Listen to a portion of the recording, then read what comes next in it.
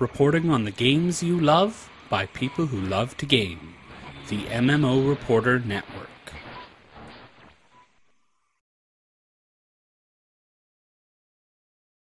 So Chris and Josh here from TOR Reporter, and we are talking to Gabe about some PvP. So Gabe, let's start first of all with talking about some PvP progression. Can you give us sort of an overview of what PvP progression will look like? Sure. In war zones and any other PvP activity, you'll get Valor. For completing a war zone, winning a war zone, killing other players, Valor builds up your Valor rank. Valor rank unlocks things like title and other prestigious type things, and some gear. The prestigious things I mean is like, if you're in a war zone and you're in the pre-match time, whoever has the highest Valor rank is going to get the Operation Group lead. They'll be able to lead the war zone. They'll be able to mark targets. Whoever has the highest Valor. There's other things that we're toying with and testing, so I can't reveal, but other prestigious type things and some gear. Most of the gear doesn't have a Valor rank requirement, but some things do. Very cool. So is the idea that players can do PvP only and progress that way, or do you want players doing PvE and PvP and kind of working together? They can completely do PvP and level up to 50 completely entirely through PvP, and you won't be out of gear. You'll be able to get gear leveling all the way up, and then gear at the end game as well. So you can totally do PvP. We've got open world PvP. We'll be talking more about that on Sunday. And we have PvP servers, which allows PvP in lots of areas like Hoth and Tatooine, etc. And you'll get rewards for that as well. Some of the open world PvP stuff, you'll get mercenary commendations. In war zones, you'll get war zone commendations.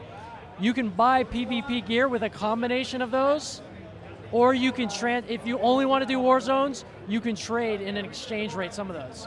So you can do what you want to do, but obviously the fastest thing would be a balance of a little bit of open world and a little bit of war zone stuff. I imagine a lot of people will at least do their class quests and then some PvP. Yeah, very cool. So what about gear when you're doing PvP? How is that going to work? Are you going to have it limited through as you get through your experience in PvP, as you get higher rank? Are you going to get access to better gear, etc.? So the PvP gear is level ranked. It's all level ranked except for a few pieces I was saying is Valor ranked. So through your leveling up experience, you'll get gear. When you get to the max gear, some of your gear will start having our PvP stat called Expertise. Expertise increases your output healing in PvP, increases your damage, and increases your damage against players, and increases your damage mitigation against players. So it's sort of all three kind of primary roles. Now that is going to give you a 10% advantage over, we're targeting 10%, of course we got to tune it, but our target is a 10% advantage over someone in PvE gear of equal level. Very cool. So one of my favorite things in the Alderaan Warzone we were playing today is kind of, you get merit badges kind of as you do, is that the official name? Sorry, merit medals. Medals, yeah.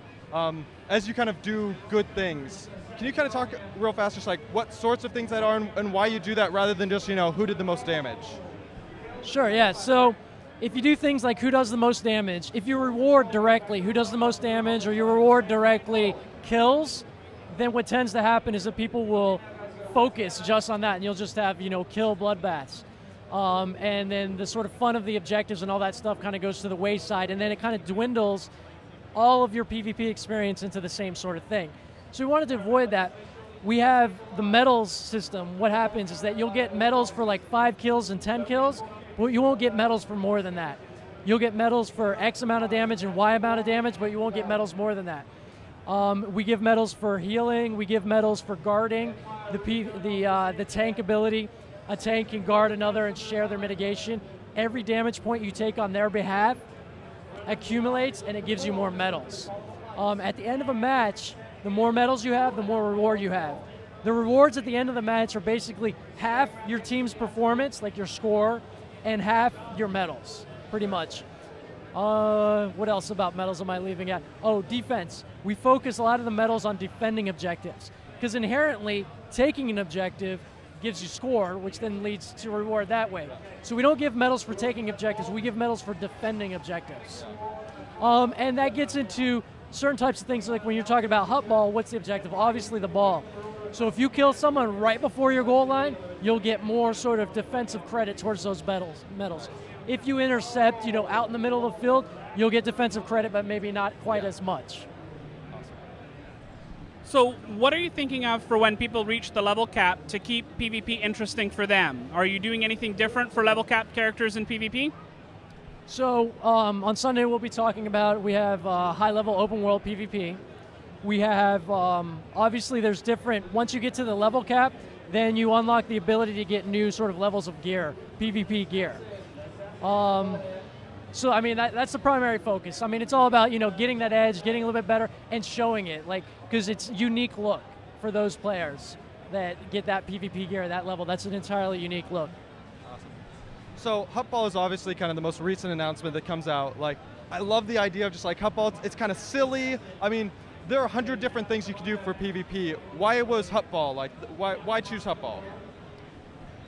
So there's a couple different reasons. One, on a systematic end, the main reason was PvP community is real important to us. We want to make sure to foster PvP community.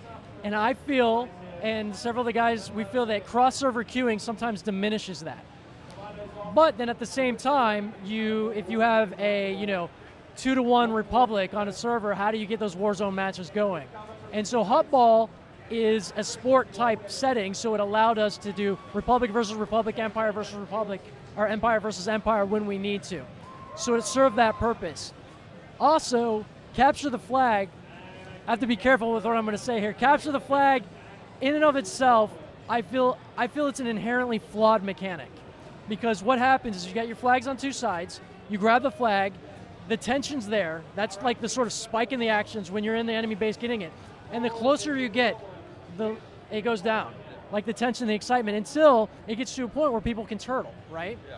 And so the simple thing is what is the sport that's been proven for hundreds of years? Football, right? Yeah. And whatever term of football you want to use, soccer, etc. Ball's in the middle. The closer you get to your enemy's goal line, the more intense it is, right? And so it's hey, this works. And ultimately, war zones and the matched PvP type environments is a sport. And so it worked, and we played, we did prototyping, we played it, there was a lot of good initial response, so we kept going with it. And, looking back at the movies, what kind of lore faction always subjected the heroes to spectacle, right?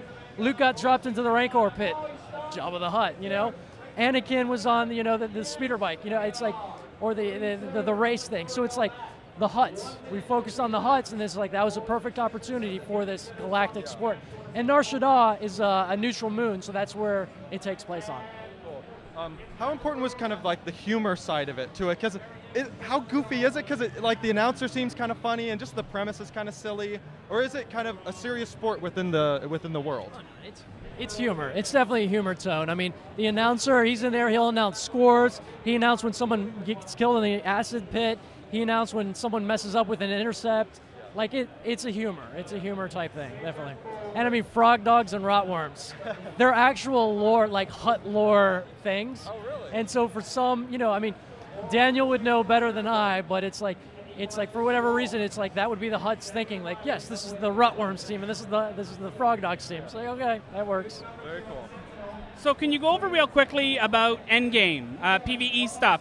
What's that going to look like when somebody reaches level cap and they've got their character? What are going to be some options for them to do?